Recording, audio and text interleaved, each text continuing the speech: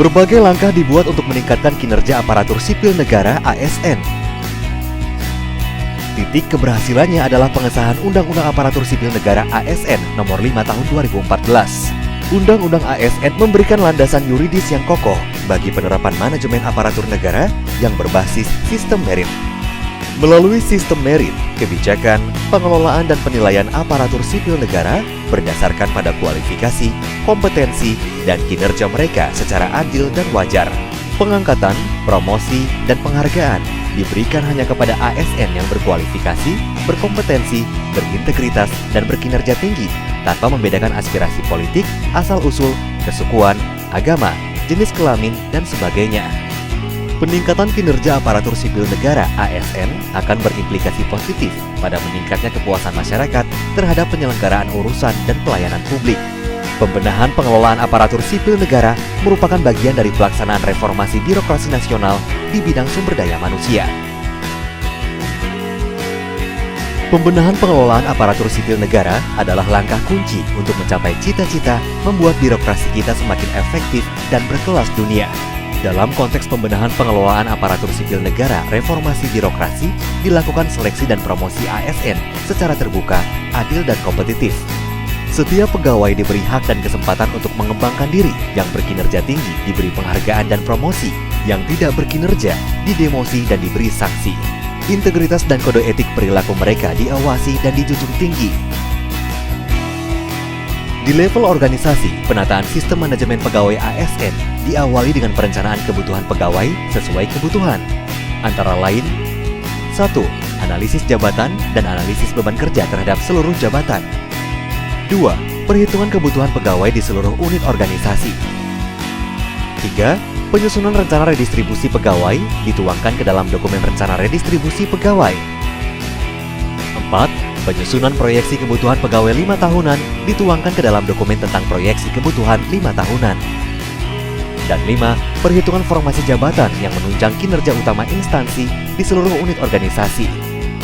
Selanjutnya, proses perekrutan aparatur sipil negara dilakukan dengan terbuka, objektif, akuntabel, dan bebas KKN.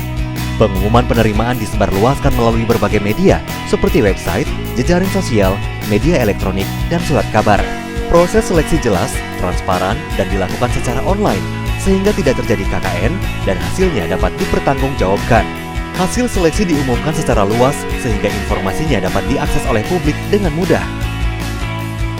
Seleksi terbuka dilakukan untuk pengisian jabatan-jabatan pimpinan tinggi di instansi pemerintah yang lowong, sehingga muncul pejabat-pejabat tinggi yang berkualitas, berintegritas tinggi, dan dapat memastikan pencapaian kinerja di instansi yang dipimpinnya. Dalam pengembangan individu, setiap pegawai ASN diberi peluang untuk mendapatkan peningkatan kompetensi melalui pemberian pelatihan, kursus atau penataran kepada setiap pegawai ASN. Kompetensi setiap pegawai ASN dievaluasi dan digunakan sebagai dasar pengembangan karir dan pengangkatannya dalam jabatan-jabatan yang tersedia. Ukuran kinerja di tingkat individu diselaraskan dengan kinerja yang dibebankan kepada tingkat unit dan organisasi. Kebijakan lainnya adalah right sizing. Untuk memastikan proporsi dan komposisi aparatur sipil negara selalu proporsional, dilakukan telaah ketepatan jumlah dan ukuran unit kerja dan organisasi. Sehingga jumlah ASN tetap seimbang dengan ukuran tugas dan fungsi yang dibebankan. Penilaiannya adalah berdasarkan rasio antara volume atau beban tugas dengan jumlah sumber daya. Pada aspek analisis jabatan, sasaran atau target kinerja setiap unit organisasi dijadikan sebagai tolak ukur, baru diturunkan pada sasaran kerja atau target kerja setiap pegawai yang dititik beratkan akan pencapaian hasil kerja, bukan lagi aktivitas rutin.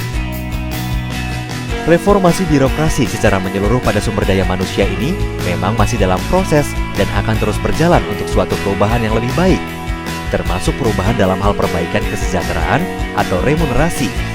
Pemerintah mengubah sistem penggajian aparatur sipil negara yang tidak lagi menggunakan model pukul rata seperti selama ini.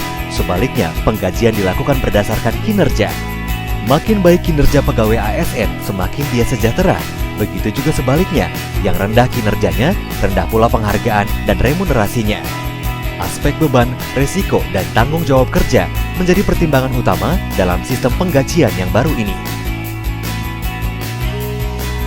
Melalui reformasi birokrasi, diharapkan dapat membangun sumber daya aparatur sipil negara yang akan berdampak pada peningkatan kinerja dan pelayanan publik. ASN adalah komponen birokrasi yang menentukan kualitas penyelenggaraan tugas-tugas pemerintahan dan administrasi pembangunan. Pada akhirnya, keberhasilan pelaksanaan reformasi birokrasi ini akan dapat meningkatkan pelayanan kepada masyarakat dan meningkatkan investasi di Indonesia.